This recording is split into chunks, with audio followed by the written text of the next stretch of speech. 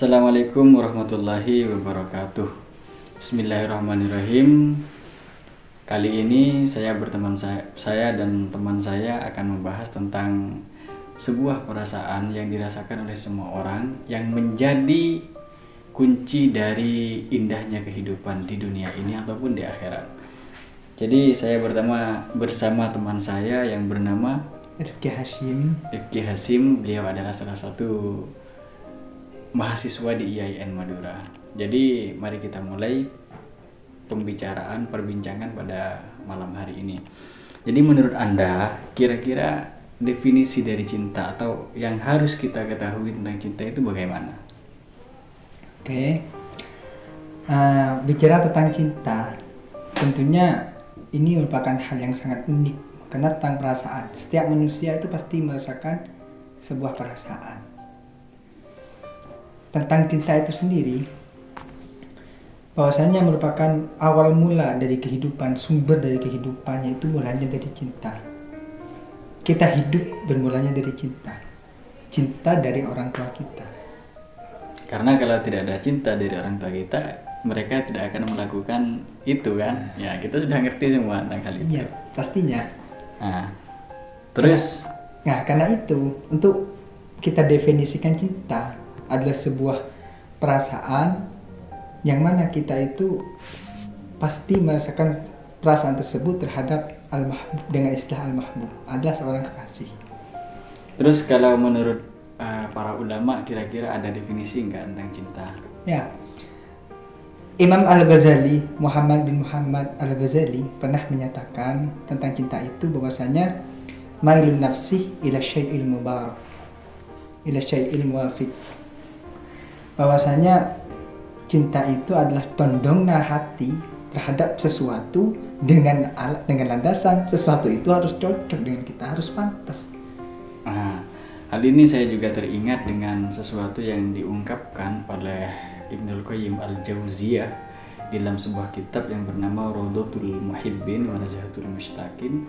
Di sana beliau mengatakan bahwa cinta itu salah satu dari pengambilan katanya itu diambil dari kata habbah atau habbun yang artinya adalah sanaun, ay bertumbuh, namaun, bertumbuh. Dan kenapa? Karena di dalam cinta itu pasti ada sesuatu yang tumbuh.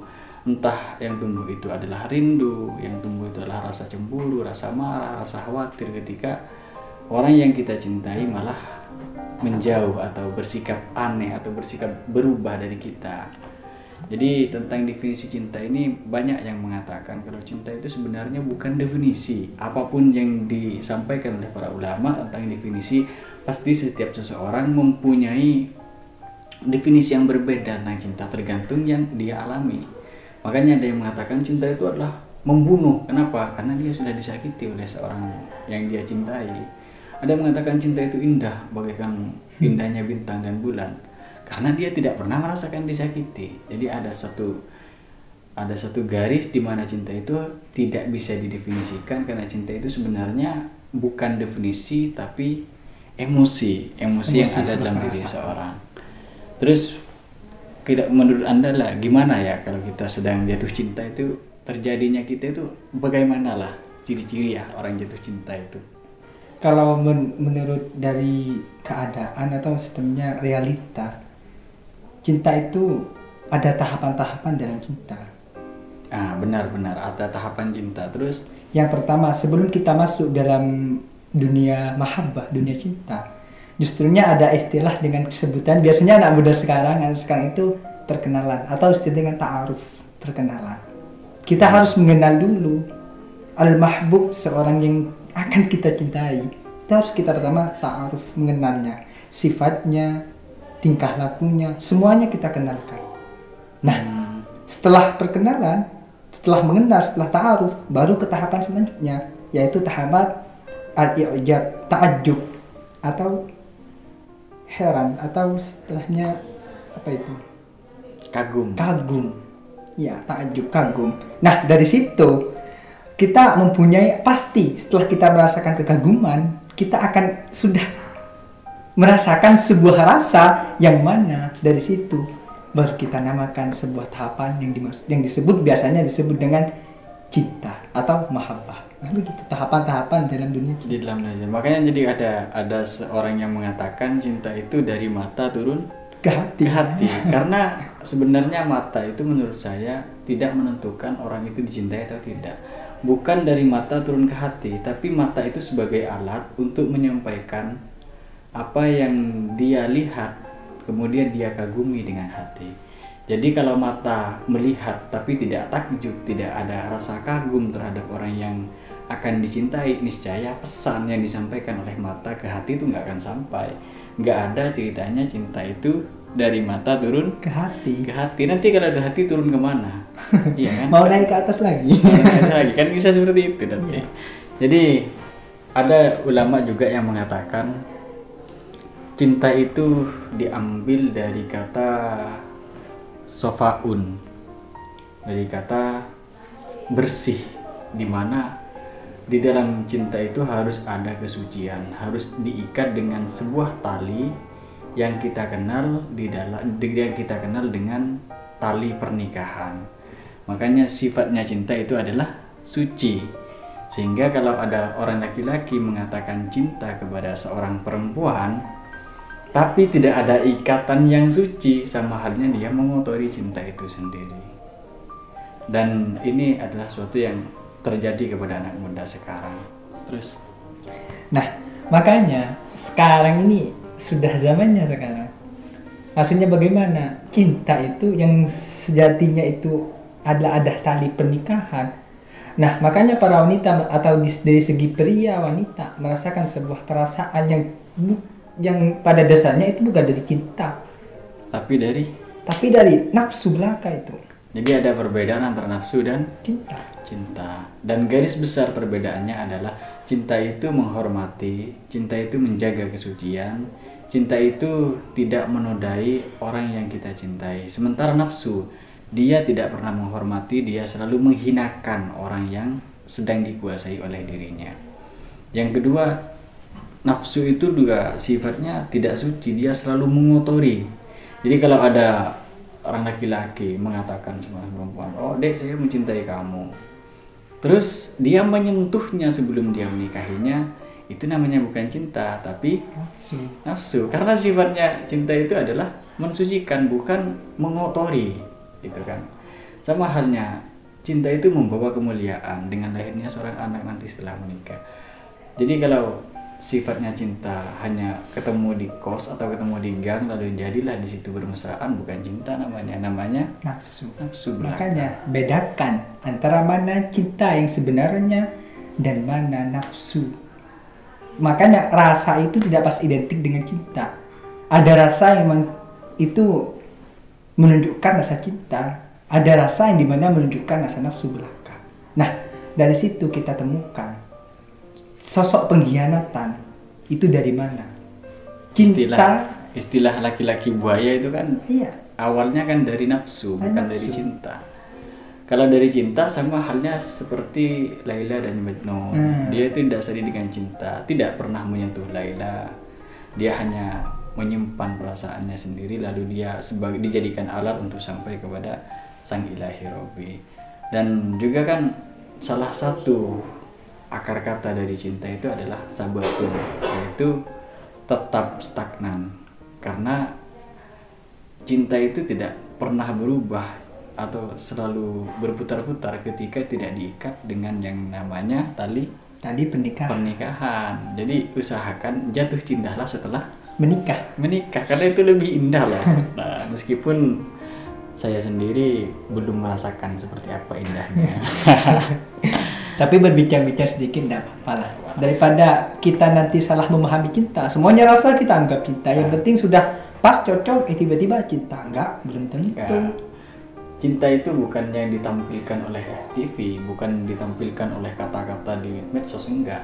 Cinta itu adalah sesuatu yang benar-benar dikaji betul oleh para ulama. Misalnya Al-Ghazali di dalam Ihya, kemudian Ibnul Qayyim Al-Jauziyah, kemudian juga Muhammad Amin Al-Kurdi di dalam Tanwirul Qulubnya itu menerangkan tentang apa itu definisi cinta dan tanda-tanda orang yang jatuh cinta. Kira-kira apa sih tanda-tanda ketika orang jatuh cinta, Pak?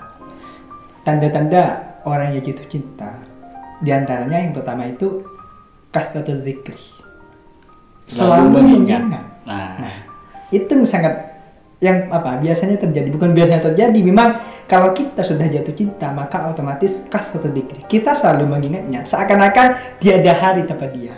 Makanya di Al-Quran, fadhkuruni adzkurukum washkuruni wa la takfurun. Allah itu memerintahkan kita untuk selalu berzikir, selalu mengingat kepada Allah, supaya itu menjadi bukti cinta kita kepada Allah. Karena ketika kita mencintai Allah tapi kita tidak ingat Allah, kita mengatakan, yuk kita cintai Allah, saya mencintai Allah, saya mencintai ulama, tapi mesranya dengan setan, mesranya dengan orang fasik, mesranya dengan pemerintah yang zalim. Ini namanya bukan cinta. Nggak mungkin dong ketika ingat kepada Allah lalu dia bermesraan dengan setan, kan enggak kan? Logikanya seperti itu. Terus kira-kira tanda-tanda yang lain selain mengingat itu ar-ridha, rela. Seperti halnya Rabi'ah al-Adawiyah. Beliau itu merasakan sakit. Kemudian temannya Sufyan Tsauri bilang kepada Rabi'ah, "Hai Rabi'ah, kau itu kekasih Allah. Justrunya apabila kamu minta sesuatu pasti Allah akan mengabulkan. Mintalah sehat kepada Allah. Justrunya kamu pasti akan sembuh." Tapi Rabi'ah dengan santainya menjawab, "Sakit ini dari Allah. Jadi kalau Allah memberikan saya sakit, berarti dia berkehendak saya sakit. Ya wes, saya terima. Alhamdulillah saya masih dikasih." Jadi disakiti saja oleh sang kekasih, kalau dia terima dia akan merasa senang. Jadi kalau misalnya kalian itu ada sesuatu yang tidak dicocoki dari orang yang kalian cintai lalu itu menyakiti perasaan kalian, terima. Karena dia menyakiti saya dan ini merupakan hal yang diberikan dia kepada saya harus ridho, saya harus terima. Tapi kalau cintanya itu kepada Allah, kalau cinta kalian kepada manusia yang enggak jelas lalu kalian disakiti, itu namanya bukan pemberian, tapi itu penghancuran. Makanya jangan sampai menyalahgunakan cinta. Karena ada orang mengatakan cinta itu adalah sesuatu yang indah, meskipun itu disakiti oleh sang perempuan, saya akan tetap mencintaimu. Itu namanya orang yang nggak ngerti tentang definisi cinta yang sebenarnya. Jadi terus ada orang yang mengatakan cintai aku karena Allah. Kira-kira ucapan seperti ini gimana ini menurut pandangan para ulama? Kalau menurut pandangan para ulama, sebenarnya cinta karena Allah itu adalah bentuk takarrub karena Allah. Intinya kita mendekati wanita supaya upaya kita buat dekat kepada Allah. Seperti halnya yang dinyatakan oleh Ibnu Arabi, bahwasanya hubbun nisa huwal bidayah ila hubbillah. Mencintai wanita adalah sebuah upaya untuk cinta kepada Allah. So pasti begini kan? Ada sekarang kalau kita dekat dengan wanita misalnya, ada di sebuah kita misalnya lagi masuk kampus misalnya, kita dengan seorang yang kita cintai, ada Allah Akbar, kita seakan-akan sudah ingin sholat gitu. Pada dasarnya karena ingin, ini kan bentuk upaya kita untuk lebih dekat kepada Allah. Enggak apa-apa ini. Karena al-bidayah sebagai sarana untuk mendekatkan diri kepada Allah. Jadi kalau kita mencintai seorang perempuan, lalu cinta kita itu membawa kedekatan kepada Allah, itu yang disebut dengan cinta karena Allah. Allah. Beda nanti kalau mencintai perempuan karena kecantikannya. Kalau karena kecantikannya, si perempuan ketika adzan, udah jangan sholat, yuk kita berangkat main aja, kita berangkat jalan-jalan saja. Kalau si wanita atau si pria misalnya yang kalian cintai, yang kita cintai, mengajak kepada kemaksiatan, maka itu bukan cinta karena Allah, tapi cinta karena nafsu. Nggak ada alasan lain. Yang jelas tidak ada cinta kecuali cinta karena Allah. Karena tujuan utama kita ini diciptakan hanyalah untuk beribadah. Jadi kalau kita berbicara lebih panjang, ada nggak salah satu kutipan para ulama tentang cinta karena Allah lah? Ya, Imam Ghazali pernah mengutip dalam Ihya-nya bahwasanya jika kita hub lighairilah, mencintai sesuatu yang bukan Allah, mencintai diri Allah, kan al-mustahiq yang pantas untuk kita cintai menurut para ulama itu kan Allah yang al-mustahiq. Jika kita mencintai selain Allah, itu dengan alasan binisbatillah. Nah itu binisbatillah, kita sandarkan kepada Allah. Nah di situ cinta karena Allah itu di situ. Jika karena tidak disandarkan karena Allah, berarti kita itu adalah menunjukkan kebodohan kita, kata Imam Ghazali. Dijuhulihi, karena kebodohan kita. Jadi apapun yang kita cintai pasti latar belakangnya karena Allah. Allah. Kita mencintai mobil ini supaya dibawa ke masjid. Saya mencintai jadi orang kaya supaya bisa bersedekah. Nah, jadi semuanya yang kita lakukan jika didasarkan terhadap cinta karena Allah itu merupakan suatu yang baik, sehingga seakan-akan dalam beragama kita dikenalkan supaya beragama dengan cinta, beragama dengan penuh kasih sayang. Karena apapun yang kita kerjakan jika didasari dengan cinta, maka pekerjaan yang kita lakukan itu menjadi indah, menjadi sesuatu yang sangat kita rindukan. Misalnya kita disuruh untuk mengerjakan sesuatu oleh orang yang kita cintai, misalnya wanita yang kita cintai misalnya, lalu kita mengerjakan ini ya, dikerjakanlah ini hukumnya, ini kerja keras demi dia, kerjanya ini bahagia loh, karena ada harapan yang didasari dengan cinta. Beda nanti kalau kerjanya kerja paksa seperti di masa Belanda dulu, dan kerjanya kerja paksa bukan karena cinta, maka kerjanya itu rasa berat karena tidak ada landasan yang kita sebut dengan cinta. Lalu ketika kita sedang jatuh cinta, pasti ada perasaan-perasaan yang lain yang datang, misalnya seperti rasa cemburu, rasa khawatir, kemudian rasa rindu. Dan ini gimana sih menurut pandangan, ada para ulama nggak yang membahas atau yang terjadi pada ulama terdahulu? Menurut pendapat Anda gimana? Jika kita masuk dalam kecemburuan, juga sih kecemburuan ini masuk juga dalam perasaan juga. Jadi kalau kita sudah jatuh cinta, rasa kecemburuan kita ini karena ini begini, karena yang kita cintai dekat dengan orang lain, itu kan seakan-akan cemburu kita, itulah perasaannya. Nah, kalau kita masih merasakan seperti itu, berarti kepercayaan kita itu kurang. Dalam istilah cinta itu mentiadakan aku dalam kehidupan. Yang ada hanyalah kekasih.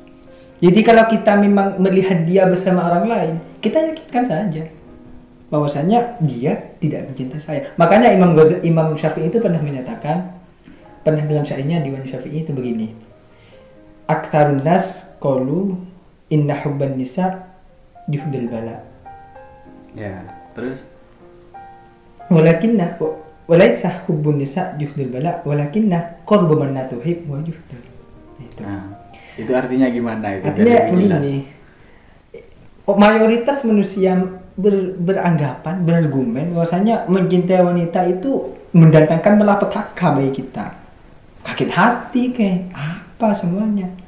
Pada dasarnya mencintai wanita itu bukan mendatangkan bala bahaya, akan tetapi dekat dengan seseorang yang tidak mencintai kita. Nah, di situ yang bala bahaya bagi kita. Jadi ini istilahnya atau lebih rincinya adalah cinta bertepuk sebelah tangan. Jadi kalau kalian ingin mencintai seseorang, lihat dulu kira-kira orang ini cinta nggak sama saya. Kalau orang yang kalian cintai tidak mencintai Anda, tidak mencintai kalian, maka hal itu bukan mendatangkan kebahagiaan, tapi mendatangkan kekecewaan dan kehancuran hati. Sehingga apa yang kita inginkan, yang kita cari adalah kebahagiaan di dalam bercinta, dalam mencintai seorang perempuan. Yang didapat adalah kesakitan hati saja.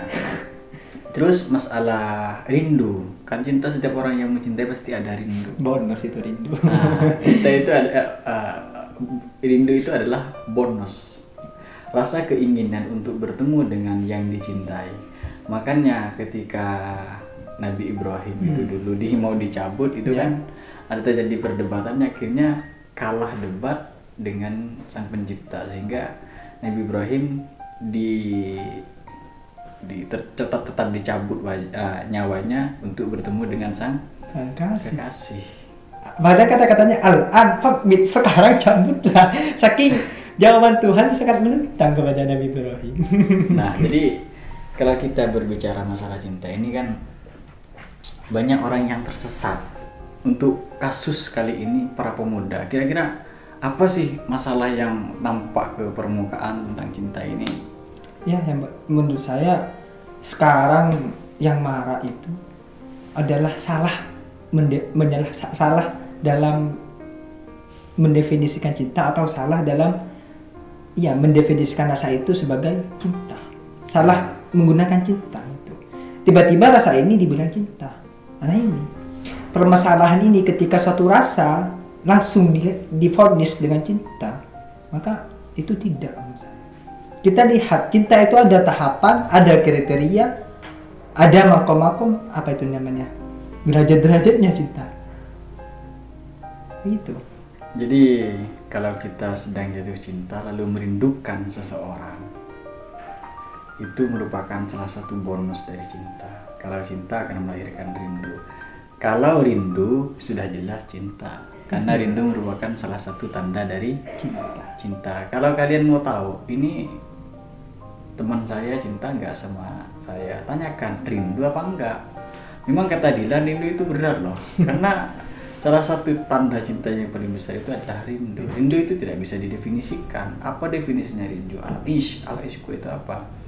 Karena rindu itu adalah rasa, bukan definisi. Jadi yang kita ketahui tentang cinta ini, cinta itu selalu membawa pertemuan yang didasari dengan kebahagiaan. Tetapi di akhir cerita, cinta itu selalu menemukan yang namanya perpisahan alias kekecewaan. Jadi katanya di syair itu dikatakan, Habib habibaka Yauman ma asa antakuna haunan ma asa antakuna baghidaka yauman ma. Cintailah kekasihmu yang sedang-sedang saja, bisa jadi dia akan menjadi musuhmu suatu saat nanti, dan bencilah musuhmu sedang-sedang saja, bisa jadi dia akan menjadi orang yang kamu cintai suatu saat nanti. Jadi semoga bermanfaat, memberikan wawasan tentang cinta ini, kita bisa menambah wawasan sekaligus tidak mengklaim kalau yang kita rasakan ini cinta. Enggak, jangan seperti itu. Yang kita rasakan bisa dikatakan cinta jika satu, memuliakan kalian, dua, selalu memberikan rasa aman, yang tiga, selalu membawa kepada kebaikan. Karena dari ciri-ciri cinta itu selalu membawa kebaikan. Kalau enggak membawa kebaikan, meskipun rasanya kita enak, ya enggak. Itu memang katanya para ulama, itu al-hubbu ladzatun. Cinta itu adalah rasa nyaman. Belum tentu rasa nyaman itu diridhoi oleh Allah. Sehingga jangan sekali-sekali mengklaim ini cinta.